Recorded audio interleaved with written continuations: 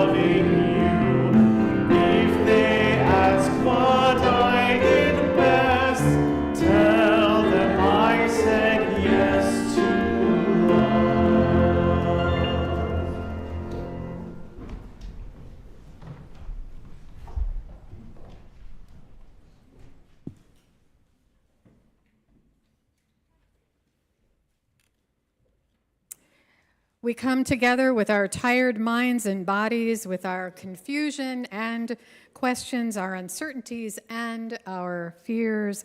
We come together with our hopes, with our pasts and our ideas, our passions and our faith. We come together bringing all of who we are, trusting that in gathering we will be renewed and that together we can create the world we long for. With these words, we light the chalice, symbol of our Unitarian Universalist faith.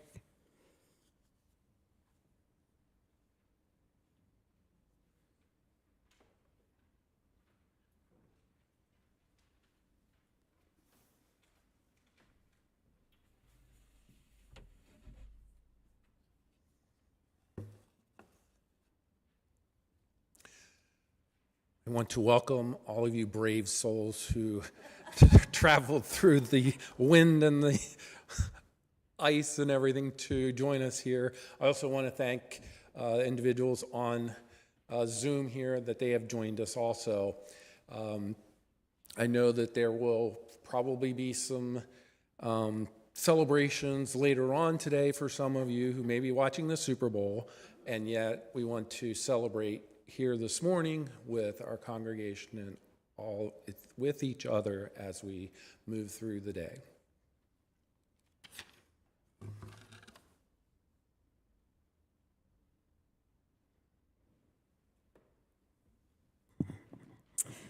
I'm glad to be with you this morning, and I have 2 readings to share with you. The first is more of a story, a little bit longer. It's a story entitled, Are You a Carrot, Egg, or a Coffee Bean? And comes from Carrie Ikimasa, who is a general manager at a restaurant called Alan Wong's in Honolulu. I might give you a little clue as to why those were the items in the story. So the story goes something like this. A young woman went to her mother and told her about her life and how things were hard for her. She didn't know how she was going to make it, and she wanted to give up. She was tired of fighting and struggling, and it seemed as though once one problem was solved, there was another problem that would follow. And her mother took her to the kitchen, and her mother filled 3 pots with water. And in the first pot, she placed carrots, and in the second, she placed eggs, and in the last, she placed ground coffee beans. She let them sit and boil without saying a word. And in about 20 minutes, she turned off the burners. She fished the carrots out and placed them in a bowl. She pulled the eggs out and she placed them in a bowl. And then she ladled the coffee into a bowl. That part's the you part, I think. And she turned to her daughter and she asked, "Tell me what you see." "Carrots, eggs, and coffee," the daughter replied. Her mother pulled her closer and asked her to feel the carrots. And the daughter felt the carrots and noted that they were soft. Her mother then asked her to take an egg and break it. And after pulling off the shell, she observed the hard-boiled egg.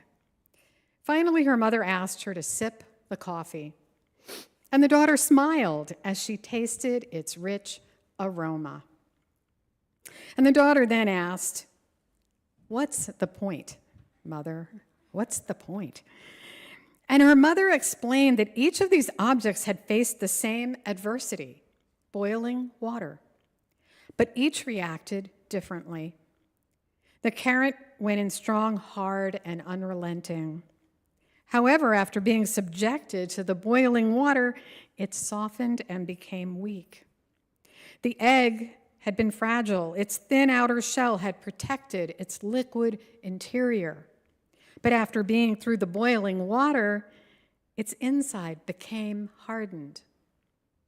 The ground coffee beans were unique. However, after they were in the boiling water, they had changed the water.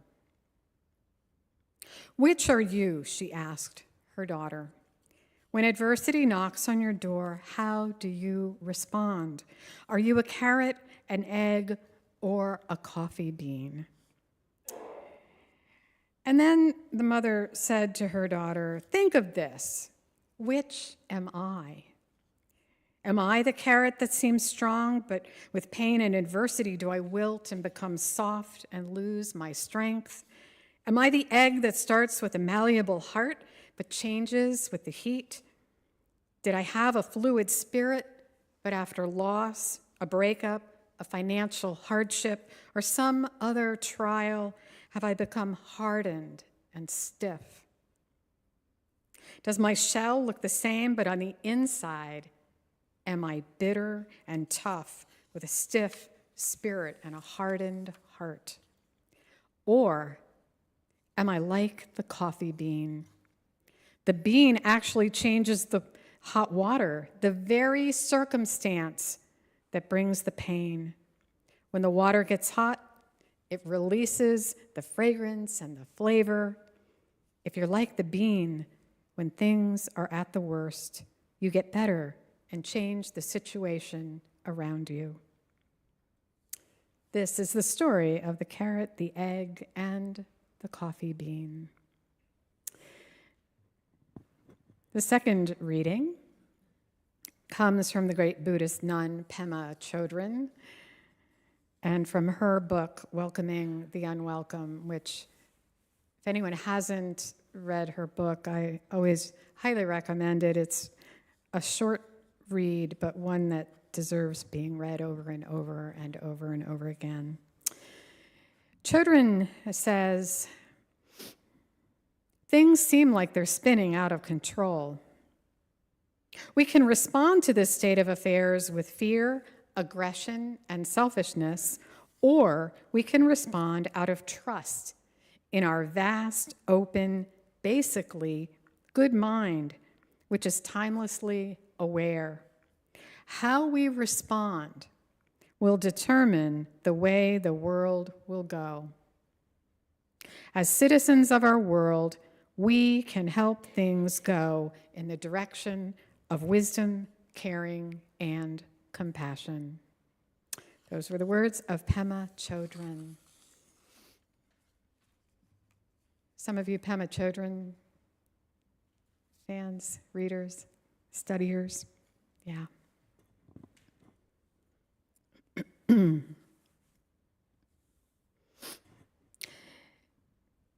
The writer Joan Didion gives an account of how life can change quickly and dramatically. Her 39-year-old daughter was in the hospital in a coma, and Didion and her husband had just returned home from being with their daughter. They sat down at the table for a late dinner. Didion was making a salad, her husband was having a scotch. They were engaged in conversation, and then her husband wasn't speaking anymore. He died right there at their table. And Didion writes, life changes fast. Life changes in the instant. You sit down to dinner and life as you know it ends. This experience of Didion's seemed to come out of nowhere. So unexpected. Many of us have experienced similar abrupt and tragic moments when things seem to fall apart right in front of us, out of the blue. But actually, there's something really interesting in addition to this in this story, which is that Didion's husband had a heart condition, and they both knew that it could prove fatal. But even though they knew this, it was not the way Didion ever imagined her husband's life would end. In her mind, she imagined that her husband's life would end while they were swimming in a cave they used to go to together. She had a fantasy that the water would rise and they would drown together. A lot of the time, we too move through our lives believing that we know and can predict what will happen. Didion says that that was the kind of conclusion I anticipated, that fantasy she had. I did not anticipate cardiac arrest at the dinner table. When things don't go the way we imagined they would, this only adds to our sense of disorientation and shock. For Tibetan Buddhist nun Pema Chodron, life fell apart amid a rather mundane moment. She was sitting in front of her house in New Mexico. She heard a car door slam. Her husband walked around the corner and told her he was having an affair. He wanted a divorce. And she says, wham, life as I knew it had ended. Wham, right? Wham. Life falls apart right in front of us, right around us. Life as we know it ends. Personal events like Didion's and Chodron's can come seemingly out of the blue to unmoor our lives. These personal events alter our lives in dramatic and disconcerting ways. World and societal events can have the same kind of impact. And we have seen and are seeing this: the COVID epidemic, elections, ICE raids, events in Minneapolis and elsewhere, the pervasive attacks on reproductive freedoms, devastations to the environment, encroachments on LGBTQ rights, racism, a truly horrific example we witnessed in a post this week of an altered photo of the Obamas. These seem to only worsen. Progress seems not only stalled, but subjected to significant rollbacks. Every day it feels like there is another way the world, as we long for it to be, is falling further apart. In fact, some days our own happiness and the world's well-being don't seem salvageable to us. We may grow doubtful and fearful. So much seems unfixable.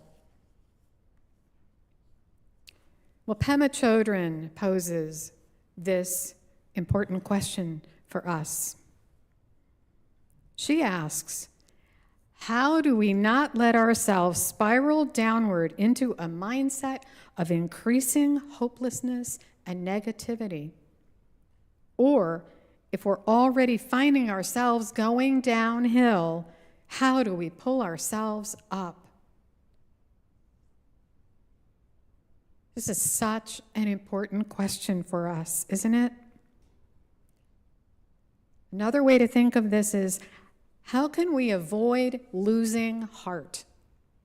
How do we avoid losing heart? How can we remain resilient?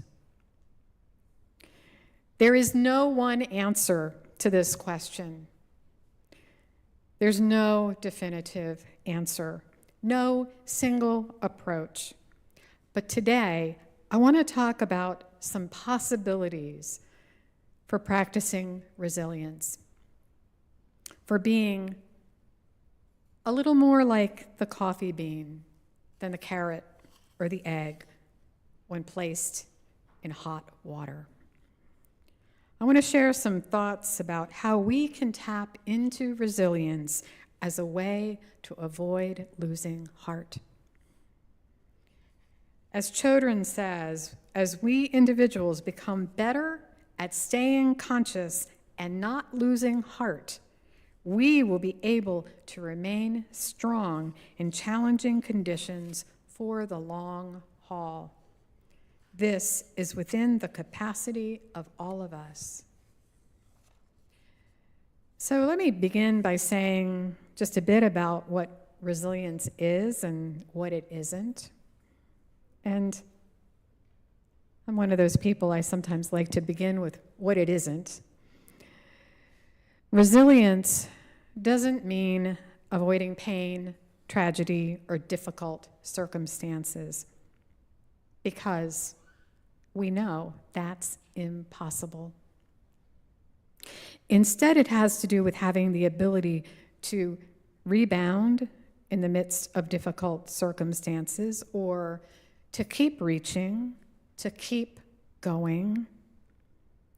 And I want to say, it is true that some people are lucky, fortunate, to have learned the skills of being resilient as children from wise adults.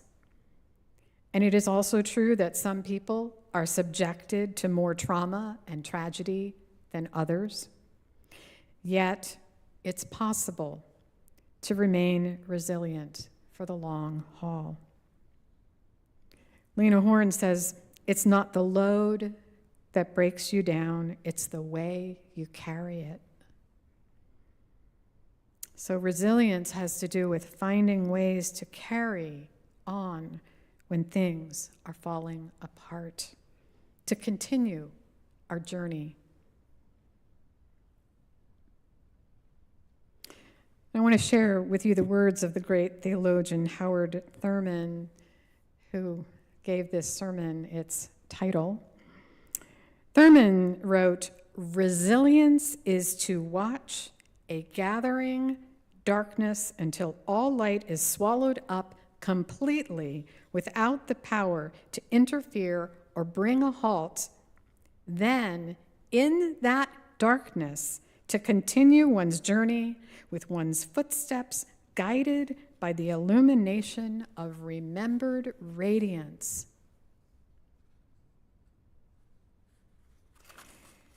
So, in other words, we can carry the memory of what is good and beautiful in the midst of pain.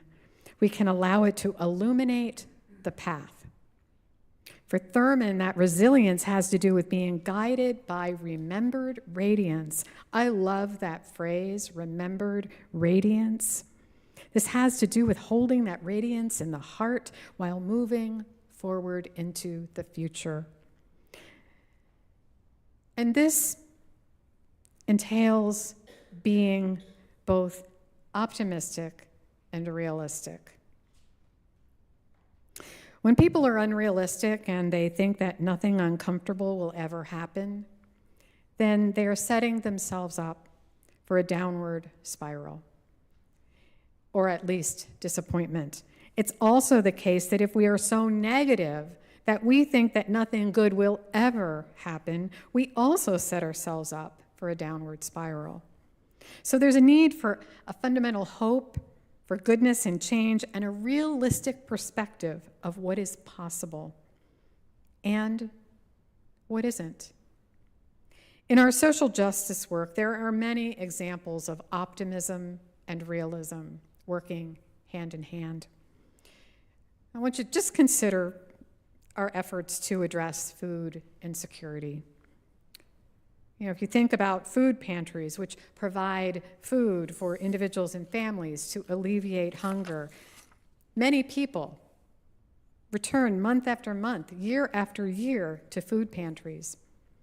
Their circumstances don't seem to significantly change all that much over time.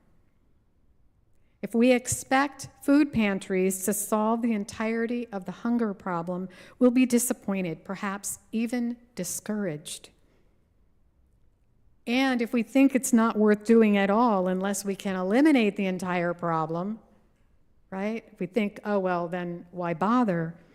Then we may be discouraged and give up to the detriment of those who need the assistance to survive. And homelessness is another example like this. Bernie Glassman worked with people who were homeless in Yonkers, New York, and he said, I don't really believe there's going to be an end to homelessness, but I go in every day as if it's possible.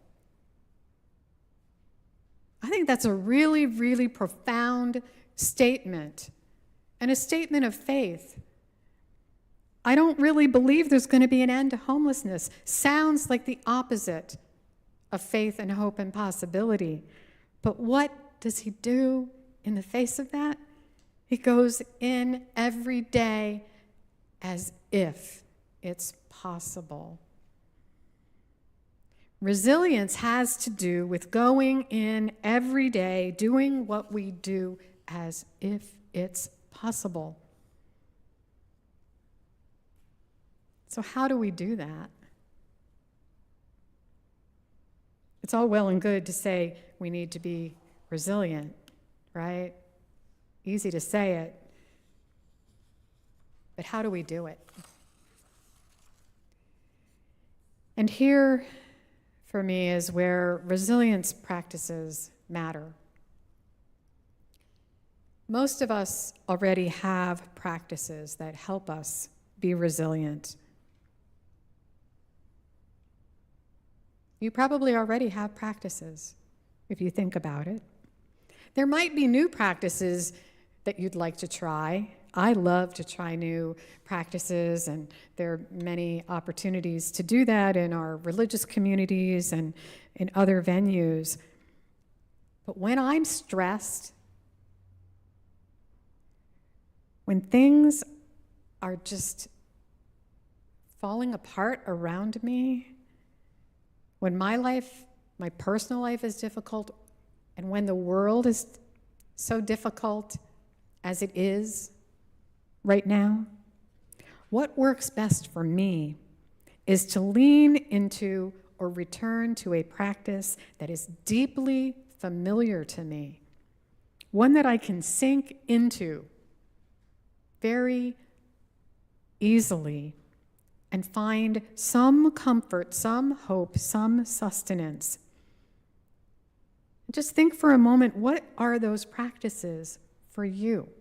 What are they? What are the ones that you are already engaging in or that have worked for you in the past? Maybe there's a familiar practice you might want to resume, one that might offer you the illumination of a remembered radiance for these stressful times. What helps you be more like the coffee bean than the egg or the carrot in times of struggle? And I'm talking here about things like walking, breath work, meditation, mindfulness, creativity, volunteering, play, healthy eating, yoga, tai chi, singing, connecting with others, journaling. Do all of you have practices like this? And others like this? I have quite a few go-to resilience practices, and the ones that I return to over and over again are these. And I could give you a really long list, but these are sort of core for me. Hatha yoga, which combines postures and breath work. It's a way of sort of balancing all of that. Creative writing, which I do every day. Participating in small groups. Participating in small groups is something I feel particularly passionate about. It's a way of being vulnerable, being in small community, getting to know other people at a deeper level, hearing other people's experiences, listening deeply. And also, really key on my list is doing meaningful work. And when I say doing meaningful work, that applies to everyone. I'm not talking about strictly paid work. It could be paid work, but it could be volunteer work or anything that you're doing that is vocational and meaningful. And so I just invite you to think about what those practices are that are at the very top of your list. What are those one or two or three that you go to or could go to when you're really struggling? What's saving you right now? What's giving you courage? What reminds you of who you are? What illuminates your path forward? I mean, and I know this is a cliche, but the world is on fire.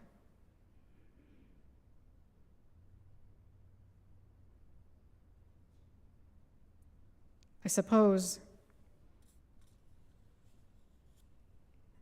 it's more, as we know, another cliche building, but it's more about ice right now, isn't it? How are you ensuring that your well, your person, yourself, is being filled and refilled right now? Are you attending to that? I just really encourage you to lean into the practices that you have. Not only do they help us be resilient, but they also help us reconnect to joy, because we have to have joy. This world is not meant to be all pain and struggle and suffering. We're also here to have joy and to celebrate. There's one more thing that's pretty important when it comes to remembered radiance. We don't need to go it alone. We can gather in community, just like we're doing today, just like you're doing today, and we can be inspired and uplifted by others, and we can be the ones to inspire and uplift others. In community,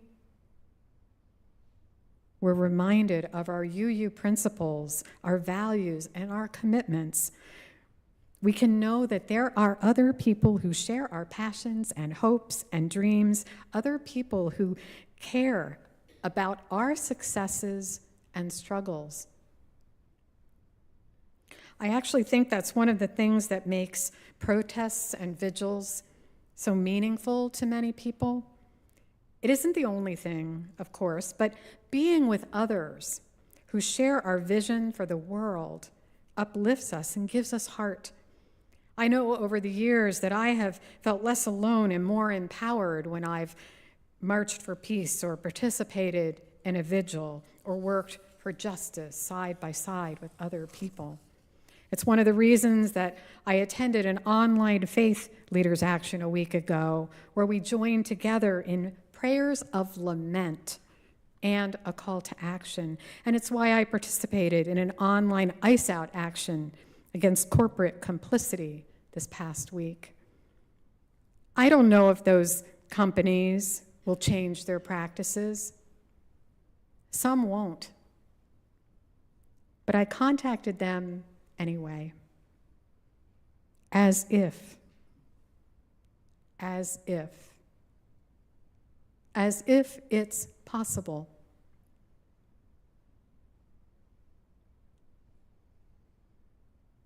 Being in community spaces, especially our Unitarian Universalist community spaces and spaces with others of faith, gives me courage and inspiration to continue reaching and hoping and saying yes to life.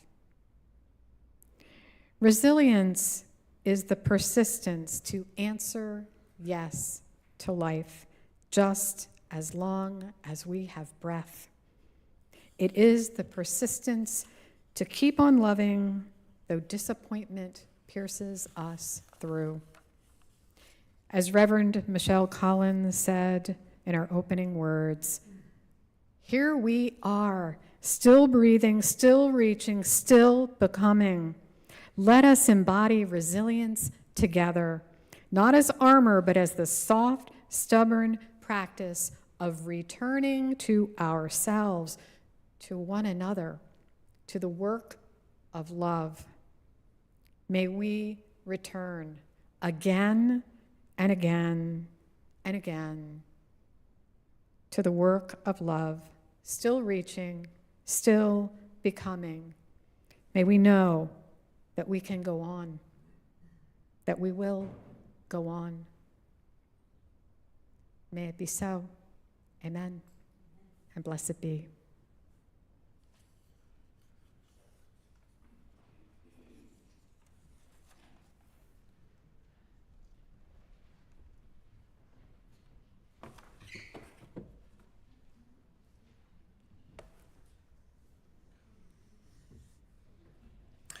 Now is the time for the responsive reading.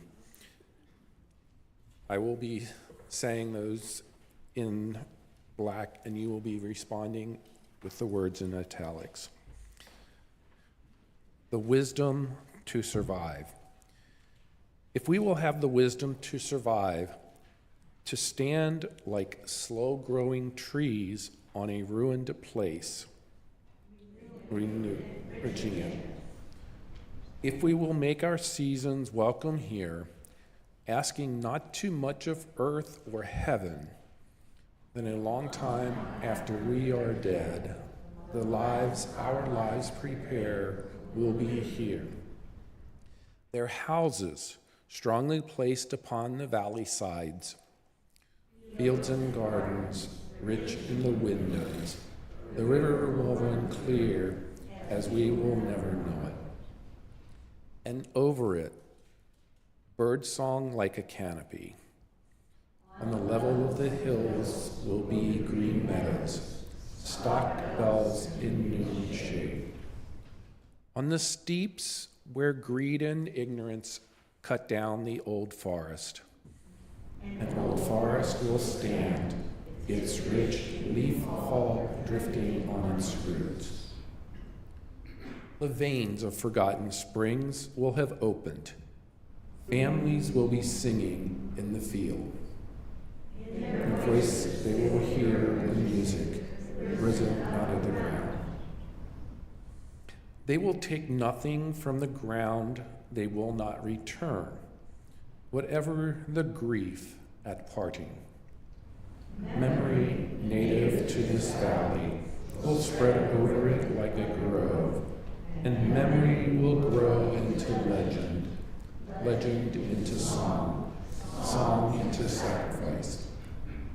The abundance of this place, the songs of its people and its birds, will be health and wisdom and indwelling light.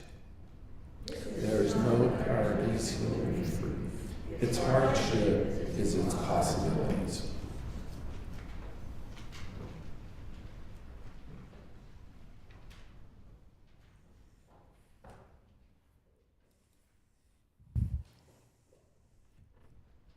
I've talked about the idea of serendipity in previous reflections, and we as worship associates have a theme, but we don't talk to or hear the individual sermons before we create our thoughts. And as Reverend, you were talking about the carrots, the eggs, and the green or coffee beans. Growing up, I was not very resilient. I grew up in a situation of don't do that, you can't get that done, and you won't accomplish that. My greatest skill at that time was to avoid situations as much as possible so as not to get worn down by life's demands. And when I wasn't able to avoid it, I would crumble very easily. As a young adult, I decided to go out on my own where I had experiences that wore me down. I began to learn that I could survive these experiences, but still had a hardened heart as the egg, and would kind of blame that more on other people. I was able to learn that I could survive these experiences and begin to build up my own resilience. I began to change those don'ts, can'ts, and won'ts to do's, cans, and wills. As time went on, I found more ways to increase my resilience. From therapy to continued personal decisions of doing, saying I will to different experiences, and showing that I could be a competent individual. Then came the shared experiences and encouragement from others, from family, from friends, which worked to help increase my resilience. My career as a therapist brought opportunities for increased resilience. I've talked previously about my involvement with dialectical behavior therapy, DBT, and the skills taught in that program. Skills such as mindfulness, radical acceptance. Mindfulness is the idea of being here in this present moment, being aware of what is happening right now. And radical acceptance is the idea that in this situation, I've done everything I can, and I cannot change the situation in any other way, and radically accepting that that's how things are. That's not saying that things can't change in the future, but accepting this as reality right now. So those were very much helpful in looking at situations more realistically and developing more skills. I also cannot go without saying how my involvement with UUCL and the UU principles have given me a different perspective on life of other people, and finding resilience. I find myself being more open to protesting in different ways as my way of changing the world, like the coffee beans.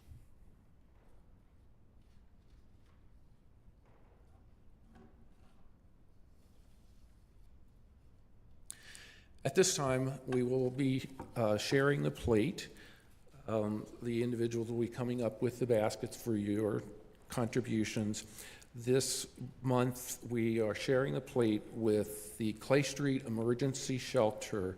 It's Lancaster City's only low-barrier shelter.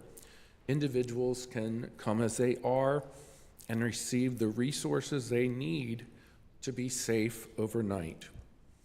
Over 500 individuals experiencing homelessness have had a dignified place to sleep, shower, and get back on their feet at Clay Street to increase their resilience. The offertory will now be taken.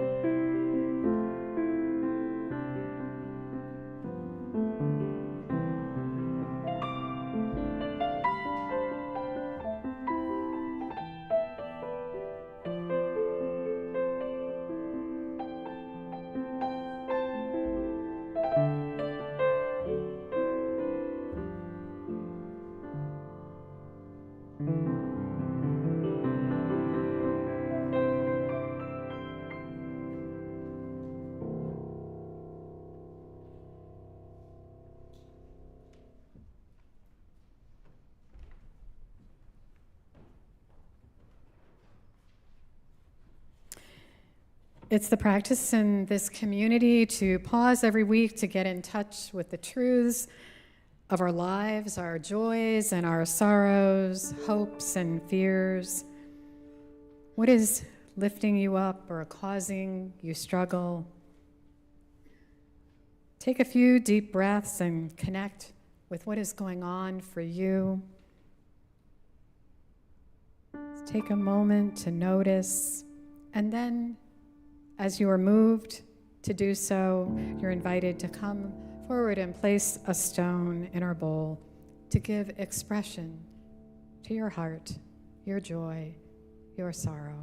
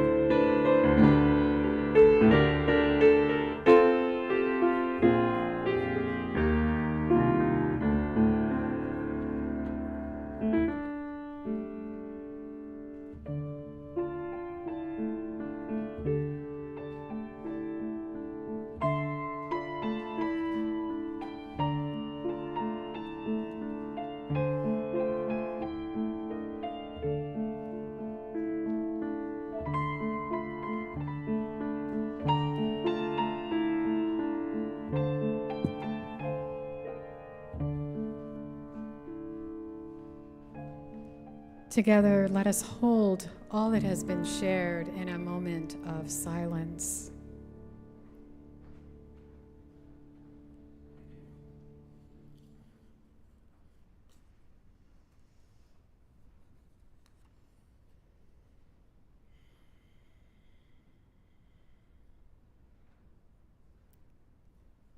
Spirit of life and love, we acknowledge that so much of this experience of being human dances in complexity, in challenge and heartbreak. There is so much that we carry each day. We name for ourselves that to be human is to exist in a world that can be cruel, and that sometimes we sip from bitter cups of cruelty. And sometimes we fall short of remembering that we live in a sacred interdependence. Spirit of life, help us this day to fully embrace that we are a people of faith and that we believe that another world is possible and is already here within us, if only we choose to return to that hopeful possibility again and again. May we embody resilience each time we persevere. May we embody resilience as easily as we breathe. May our resilience create ripples of possibility for those who need the possible, for those who need sanctuary and liberation. May it be so, and amen.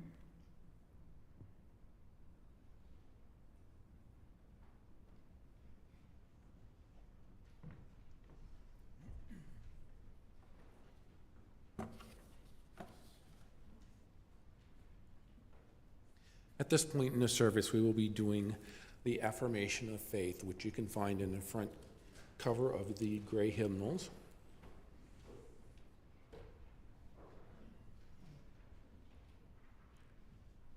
Love is the spirit of this church, and service is its gift. This is our great covenant, to dwell together in peace, to seek the truth in love, and to help one another. El amor es el espíritu de esta iglesia, y el servicio es su ofrenda. Este es nuestro gran pacto, el convivir unidos en paz, al buscar la verdad en amor, y ayudarnos unos a los otros.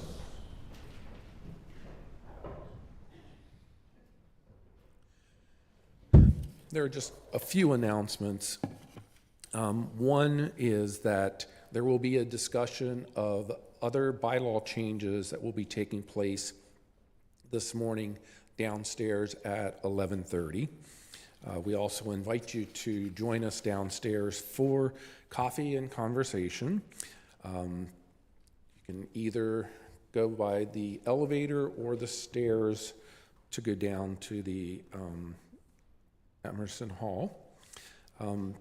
You will find for individuals who are here for the first time or have only been for a few times, there will be individuals who have green name tags, and those are board members, so you can kind of talk to them and ask them any questions that you might have about UUCL here. And I think that is all. Oh. Hello, just your music director. I didn't see it in the order service, so I just want to make sure it gets covered. The 15th of February, Alan is doing a concert here of romantic classical pieces and the like for Valentine's Day. So that's at 3 p.m. Friday or Sunday, the 15th of February. Thanks.